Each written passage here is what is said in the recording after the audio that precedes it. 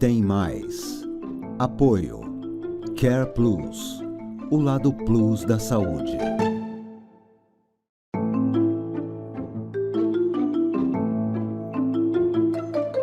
Olá, eu sou a Carol Nogueira e esse é o Item Mais da CNN. O anestesista preso em flagrante depois de ser filmado estuprando uma paciente anestesiada durante o parto no último domingo chocou o país. Esse caso aconteceu no Hospital Estadual Eloneida Studart, em São João de Meriti, que é o município da Baixada Fluminense. A vítima estava dopada porque passava por uma cesariana e a ação foi toda filmada através de um telefone celular por integrantes da equipe médica que, como a Dani falou, já desconfiavam do anestesista. De acordo com a Polícia Civil, funcionários do hospital disseram que vinham suspeitando da quantidade de sedativos que ele aplicava nas grávidas durante o parto e decidiram filmar todo o procedimento. Nas imagens, é possível ver Giovanni Quintela Bezerra passando o pênis no rosto da mulher. Ele chega a introduzir o órgão na boca da paciente, que estava desacordada, deitada na maca. Como o anestesista estava afastado por conta do isolamento feito pelo campo cirúrgico, a equipe médica não conseguia ver o que ele fazia. O Conselho Regional de Medicina do Estado do Rio de Janeiro informou que foi aberto um procedimento cautelar para a suspensão imediata do anestesista, destacou também a gravidade das imagens. Já a Secretaria de Saúde do Rio informou que Giovanni Quintela Bezerra não é servidor do Estado. Ele tem título de especialista em anestesiologia e prestava serviço há 6 meses no hospital em São João de Meriti. Giovanni está cumprindo prisão preventiva no presídio de Bangu 8, enquanto a polícia investiga o caso. Nos últimos dias, surgiram novas denúncias contra o médico. Outras possíveis vítimas procuraram a polícia. A Polícia Civil confirmou agora há pouco que já são 6 casos, né? Ele está sendo investigado, o médico anestesista Giovanni Quintela Bezerra, por 6 estupros, 3 que teriam sido cometidos então no último domingo. Um deles foi filmado, foi daí que partiu a denúncia, e outros 3 teriam sido cometidos neste mês de julho também. No Brasil, uma pessoa foi estuprada a cada 10 minutos em 2021. Segundo dados do Fórum Brasileiro de Segurança Pública, 75% eram vulneráveis ou incapazes. Giovanni Quintela Bezerra teria trabalhado em ao menos 10 unidades de saúde públicas e privadas. Ele concluiu a especialização em anestesia no mês de abril, mas tinha um diploma de medicina desde 2017. No ano seguinte, foi acusado de erro médico. Giovanni Quintela Bezerra, ele é réu num processo movido por uma paciente que o acusa de erro médico. Eu tive acesso a esse processo, é um caso que aconteceu em 2018. O Giovanni foi o segundo médico que atendeu uma paciente, mulher, num hospital em Duque de Caxias, cidade da Baixada Fluminense. E o Giovanni, ao atendê-la, essa paciente relatou estar com falta de ar, vertigem, delírios, tossia sangue e também tinha dores de cabeça. O médico ouviu esse relato da paciente, disse que ela estava tendo uma crise de ansiedade e sugeriu que ela procurasse um psicólogo. O que aconteceu dias depois, né? Mesmo ela tendo relatado que estava já tomando medicação e que os sintomas não melhoraram, essa mulher ela acabou sendo internada com a H1N1, né? A gripe suína, lá em 2018. Ela ficou 13 dias em coma depois de ter procurado o médico Giovanni e outros 2 médicos. Ela acabou ficando 13 dias em coma, desenvolveu uma trombose, perdeu um dedo. Hoje ela precisa andar com andador, acabou largando os seus 2 empregos, precisou abandonar a faculdade. Falamos mais sobre esse caso, suas possíveis implicações, com a Faida Bello. Ela é advogada criminalista, especialista em crimes de gênero, direito antidiscriminatório e feminicídios. Doutora Faida, obrigada por estar conosco aqui no Item Mais. Bem-vinda. Olá, Carol. É um prazer imenso estar aqui para falar, em que pese de um tema muito triste, mas quero também aqui dizer aos ouvintes que é um prazer muito grande falar com vocês.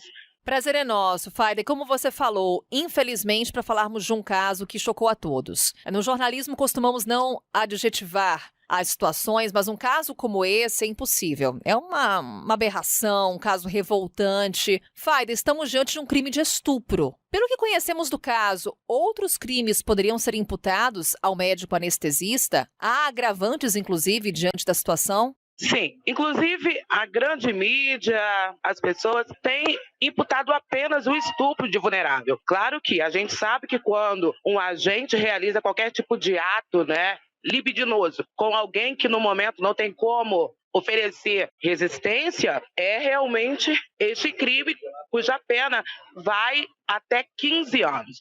Só que a gente também precisa lembrar que foram dados a essa grávida altas doses de remédios para que ela dormisse. E isso faz com que a vida dela e que a vida do feto também fique em risco. Quando eu exponho a vida de alguém, a saúde de alguém a risco, eu pratico crime. Está lá no 130, cuja pena pode chegar a 1 ano. Só que aqui a gente ainda tem, Carol, mais um outro ponto. Quando eu olho o vídeo, eu noto que ele bota o órgão dele ali na boca dela sem o preservativo.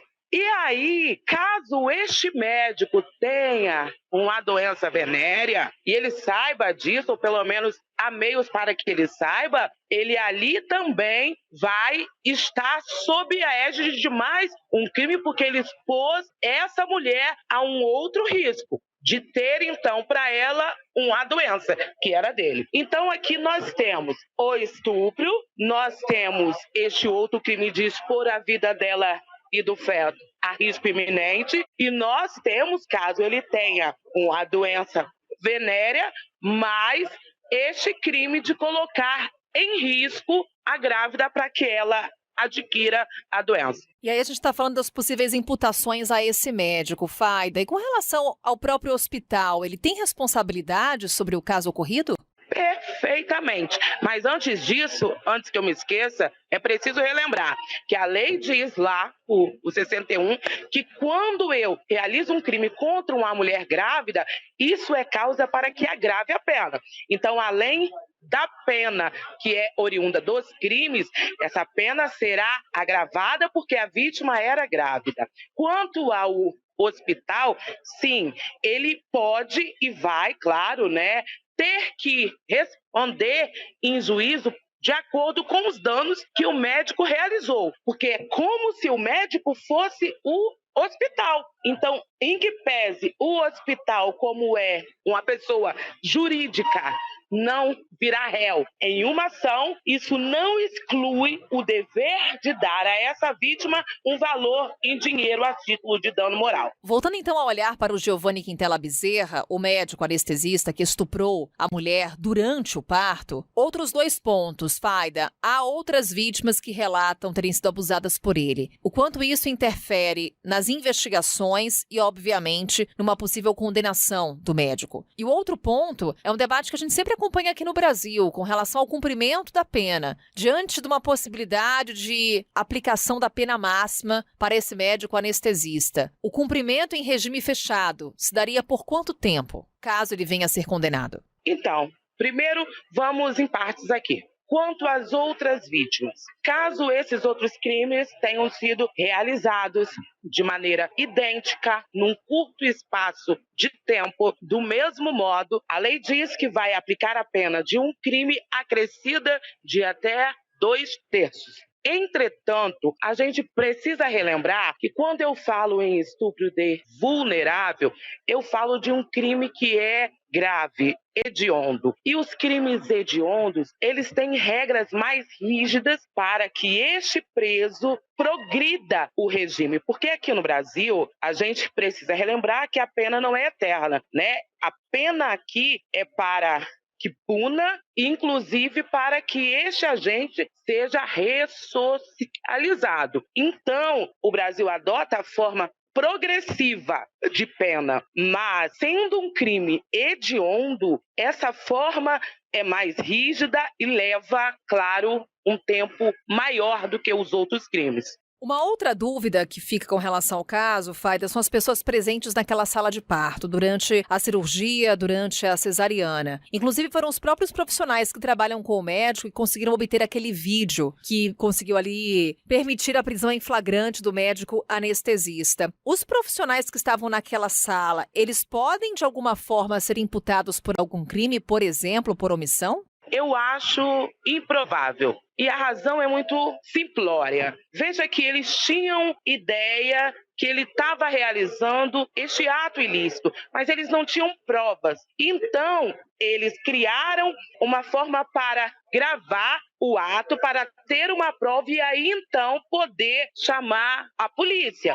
Então, note que, na realidade, eles tentam ajudar a vítima e não se omitem. Porque se fossem se omitir, não haviam colocado a câmera para que ele pudesse ser preso em flagrante. Então, a meu ver, eu entendo que eles não respondem por crime algum. Nesse caso específico do Rio de Janeiro, como falávamos, Faida, há um vídeo que configura o flagrante. Mas não é isso que ocorre na maioria das vezes. Na maioria dos casos, a vítima não tem como provar a ocorrência do crime de estupro, de assédio. Em que medida isso dificulta a punição do agressor, do criminoso? O problema é que este crime é um crime realizado sempre às ocultas, no momento em que não há plateia, de maneira clandestina. E daí, realmente, as outras provas, vamos assim colocar aqui, ficam mais complicadas para arrumar. Entretanto, por serem crimes realizados às ocultas, onde não há plateia, a lei dá à vítima, ao relato dela, um peso enorme face às outras provas. Claro que é importante que a gente busque outros elementos, mas a palavra da vítima se reveste de uma importância muito grande. Para a gente encerrar, então, Faida, você traz para a gente, né? A palavra da vítima, de fato, tem um peso muito grande nesse tipo de crime. Como agir, então, diante de um crime de abuso, diante de um crime de estupro, diante de um crime de assédio? Como é que a vítima pode, inclusive, garantir seus direitos e ir em busca de uma punição para o agressor? O que eu oriento é, a gente sabe que o estupro é um crime que dói na alma. E muitas vezes a mulher fica até com vergonha de ir à delegacia, né? Porque é um crime que invade o corpo dela. Mas o que eu oriento é vá à delegacia o quanto antes. Porque o quanto antes for, o quanto antes você vai realizar o exame no IML e ali nós vamos ter uma prova robusta de que houve o estupro. Mas a gente também precisa olhar outras provas, como câmeras no ambiente onde foi realizado, ou alguém que logo após a prática do crime você tenha relatado. Então há vários elementos que às vezes as vítimas pensam que não são provas, mas que na verdade vão ajudá-la a ver este réu ser processado. Faida, mais uma vez, obrigada por estar conosco, esclarecer aqui várias dúvidas jurídicas com relação ao episódio, também trazer orientações para quem acompanha o Item Mais. Mais uma vez, obrigada. Eu que agradeço a você, foi um prazer imenso estar aqui e que as mulheres criem força para fazerem a denúncia para que a gente possa ter resposta jurídica à altura. Um grande abraço. Um abraço, Faida, obrigada.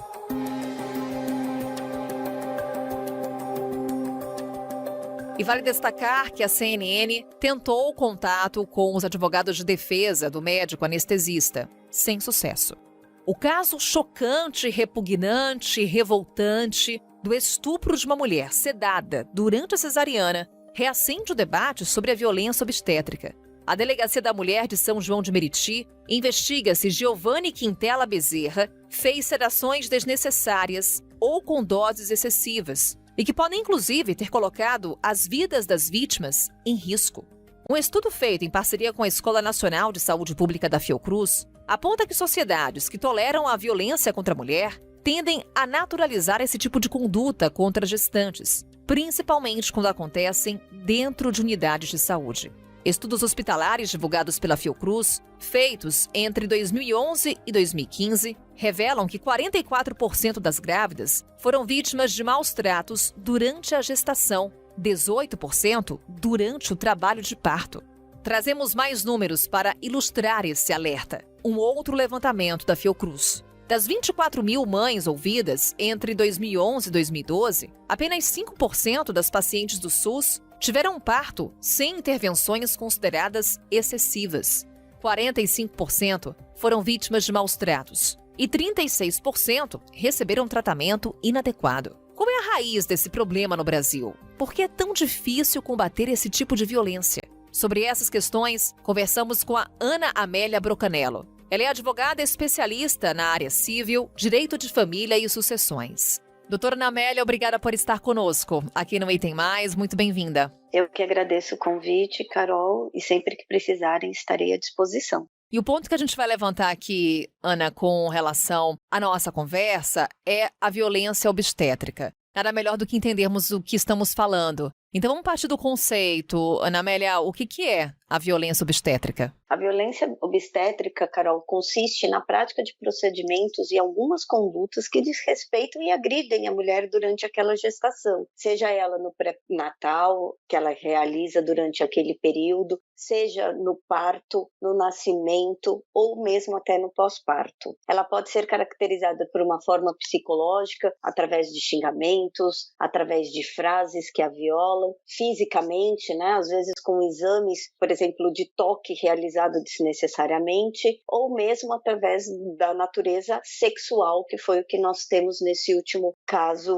realizado esta semana, aí que está dentro da mídia. Mais um caso, doutora, que reacendeu esse debate com relação à violência obstétrica. Antes de entrar nesse caso em específico, queria o seu relato da sua experiência. Trouxemos aqui vários dados da Fiocruz que apontam pra gente o quão comum é esse tipo de prática. É o que a senhora também observa? A violência obstétrica, ela é mais comum do que a gente pode imaginar? Sim, ela é muito mais comum, porque, como eu disse, ela pode não ser somente física ou com um cunho sexual, mas ela muitas vezes ocorre, né, da forma verbal, da forma psicológica. Nós temos muitos relatos, né, de mães parturientes, principalmente ali dentro de um trabalho de parto muito longo, por exemplo, nas unidades de saúde pública, né, onde elas às vezes vêm como frases do se você gritar vai ser pior, na hora que você fez este filho não gritou, não doeu, então agora você aguente, né? Esses são alguns relatos que nós temos de casos mais comuns do que se imagina.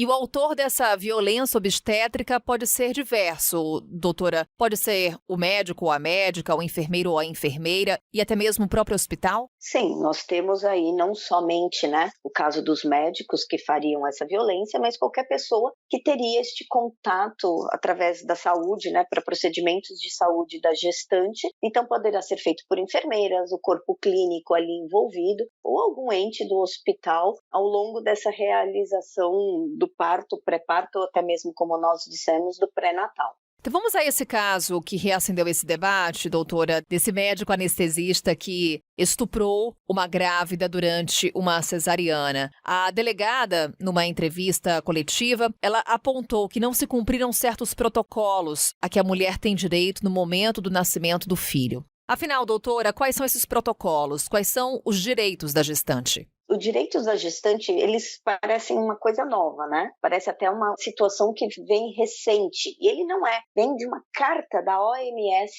de 1996 que dizia sobre maternidade segura. Ali é onde se coloca que o direito da gestante de estar acompanhado por alguém de sua confiança, seja nas consultas, né? Nos pré-natais, no parto. Ela também terá o direito de saber quais procedimentos que vão ser realizados com ela. Então, por exemplo, neste caso específico, que seria aplicada uma anestesia geral, o porquê dessa anestesia geral, né? E coloca também saber quem são os profissionais que a atenderão desde o começo até o pós-parto. Então, neste caso em específico, não foi obedecido a questão do acompanhamento, a lei do acompanhante, a lei 11.108 de 2005. Então, não foi observada esta lei, porque se ela tivesse acompanhada 100% do tempo, como a lei garante, isto não teria provavelmente acontecido nesse caso específico. Também foi violado o direito dela de saber o procedimento, ou seja, por que aplicaram uma anestesia, e ela nem conhecia o profissional.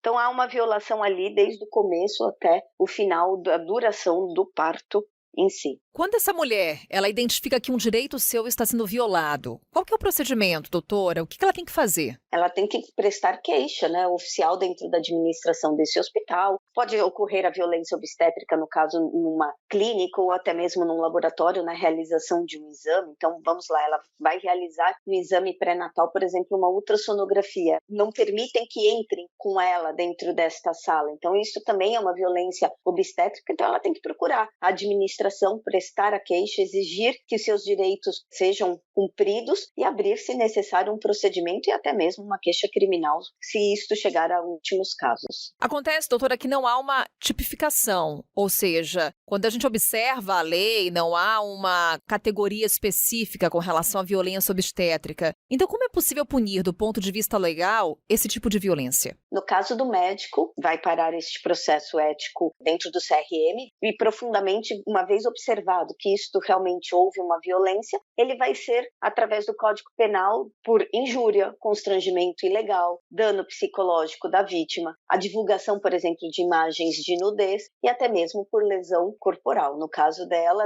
ainda por cima, o atentado violento e, no caso desta paciente em si, até estupro de vulnerável. Doutora, em que medida que essa falta de tipificação, ela dificulta o combate a esse tipo de violência? Ocorre muito parecido com o que nós tínhamos antes com o feminicídio. Antes de ser feminicídio, ele não era tipificado como violência ou crime contra a mulher por sua condição de gênero. Então, neste caso, entrava tudo como homicídio e a gente não tinha ali um combate efetivo. A partir do momento que houve a tipificação do crime, nós passamos a verificar onde ocorrem, quais são as causas, qual é a população que sofre esse tipo de crime. E a partir daí o seu combate. A mesma coisa ocorre com a violência obstétrica. A partir do momento que ela não tem uma qualificação própria, ela entra como uma lesão corporal, ela não tem um crime, ela não tem uma punição adequada. Então essa é a grande queixa, a grande dificuldade da não tipificação de crimes como este. E há algum avanço nas discussões nesse sentido, de tipificar esse tipo de violência? Não temos dentro da nossa legislação uma legislação nacional, ou seja, uma legislação federal que combate especificamente o crime de violência obstétrica. Mas existem 3 projetos de lei na nossa Câmara tentando aí colocar não só a tipificação da violência, mas também com as punições, mas se nós formos verificar, são projetos de leis antigos de 2014 e 2017. Quem sabe com o segundo caso midiático no ano de 2022, o último ocorreu também no final de 2021, começo de 2022, com a outra influenciadora digital. Quem sabe, diante desses casos mais midiáticos, nós temos aí um avanço para que ele seja tipificado e punido corretamente. Pois é, mais um caso que veio a público, gerou muita repercussão, reacendeu esse debate, doutora, que é um debate antigo, mas por vezes que não está em destaque na nossa sociedade. Como é que a gente pode apontar a raiz desse problema? É possível apontar o porquê no Brasil é tão comum esse tipo de violência? Se nós formos verificar ao fundo, ele é um crime de gênero, Ele é um crime de gênero contra a mulher, como tantos outros. Estupro, violência doméstica, violência psicológica, relacionamentos abusivos. Então, eu acho que está muito ligado à violência obstétrica também, a uma questão patriarcal, a uma questão de um machismo, de uma questão que ainda não colocada da mulher ser tida como igual em direitos e no respeito que a sociedade deveria ter para com ela. Doutora, já que ainda precisamos de avanços com relação à tipificação, estamos falando de um tipo de violência muito comum. Como é que a mulher, ela pode de alguma forma, a gestante, se defender desse tipo de violência? Passa-se aí por um conhecimento de seus direitos? Esse seria um primeiro caminho? Deveria ser colocado dentro do pré-natal a primeira situação quando a mulher se descobre gestante, ser fornecido a ela, por exemplo, uma cartilha simples, contendo as leis, quais são os seus direitos, onde ela poderá buscar recursos não só da parte de saúde, com a realização dos exames pré-natais, como assim o direito, por exemplo, a um acompanhante durante todo este processo. O acompanhante, ele de uma certa forma inibiria, se nós tivéssemos o acompanhante marido, o acompanhante qualquer pessoa da confiança daquela parturiente nessa cena de estupro desta semana, com certeza o anestesista não teria realizado este ato tão cruel com a pessoa ali apagada. Então a mulher deveria ter, já desde o princípio, desde que se descobre gestante, ali uma cartilha onde diz para ela todos os direitos das quais ela teria, inclusive do acompanhante, onde ela procuraria, no caso administração hospitalar, fazendo a sua queixa e até mesmo, se necessário, novamente falo, procurando as autoridades policiais para prestar denúncia, para prestar queixa e assim fazer valer a denúncia nestes crimes e, uma vez isto tudo público, ver se a gente consegue aí combater o crime de uma vez por todas. É o que esperamos, que as mulheres façam valer seus direitos. Doutora, mais uma vez obrigada por essa conversa e até uma próxima. Eu que agradeço, permaneço novamente à disposição. E assim encerramos o Item Mais de hoje. Claro que seguiremos acompanhando as investigações com relação a esse crime de estupro no Rio de Janeiro e voltaremos a falar sobre violência obstétrica em outras oportunidades. A gente volta a se encontrar amanhã. Até lá!